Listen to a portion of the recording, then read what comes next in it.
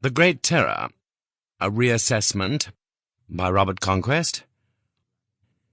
The book bears a dedication to Helena Alexandrovna and my other friends in the Soviet Union, who showed that even these events did not destroy the spirit of the people. This is followed by an author's preface as follows. It is a particularly appropriate moment to put before the public a reassessment of the Great Terror, which raged in the Soviet Union in the 1930s. First, we now have enough information to establish almost everything past dispute.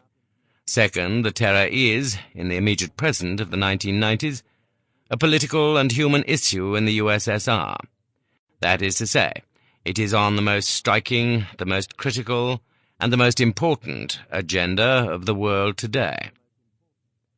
My book, The Great Terror, was written 20 years ago, though a certain amount of additional material went into editions published in the early 1970s. The brief period of Khrushchevite revelation had provided enough new evidence, in conjunction with the mass of earlier unofficial reports, to give the history of the period in considerable and mutually confirmatory detail.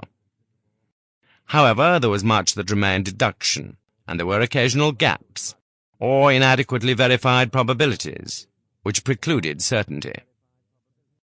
During the years since then, the Great Terror remained the only full historical account of the period, as indeed it does to this day.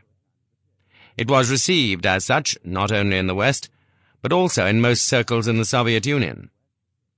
I seldom met a Soviet official or academic, or émigré, who had not read it in English or in a Russian edition published in Florence, or in samizdat.